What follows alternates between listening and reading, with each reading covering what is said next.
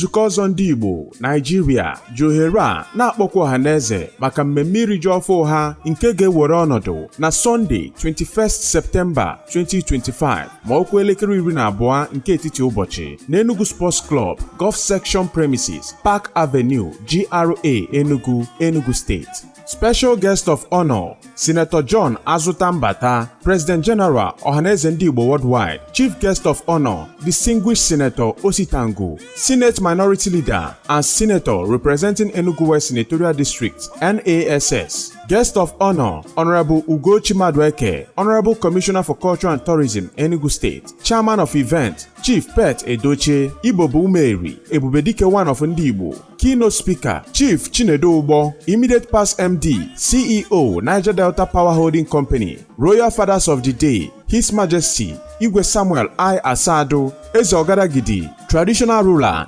Idemani Kingdom, Chairman, Council of Traditional Rulers, Enugu State. His Majesty Igwe Emaugu, the Ezokwe, Traditional Ruler of Ibagwa, Chairman, Traditional Rulers Council, Enugu East Senatorial Zone. His Royal Highness Igwe Cyprian Madu Abuchineve Obasi, Ogirisi Igbo, Omelenyi one of Agunese, Ezani, the third of Mako, Chairman, Traditional Rulers Council, Ogu Local Government Area. His Majesty Igwe Aloysius Chiedozie Ogbonna, the Ubojene II of Ogugu, Akajofo Ntuegbenese. Chief Host Professor Ozoike Oluka Ohamadike Ndi Igbo, National President Nzukọ Ọzọ Ndị Igbo Nigeria. Prince Chukwuemeka Onyesom, Oba Agbalanze of Nri, National Leader. Signed, Right Honorable Chiedozie Alex Ogbonnia, PhD, Ozowala Ona Ndị Igbo, National Deputy Leader, Nzukọ Ọzọ Ndị Igbo, Nigeria and Chairman Planning Committee.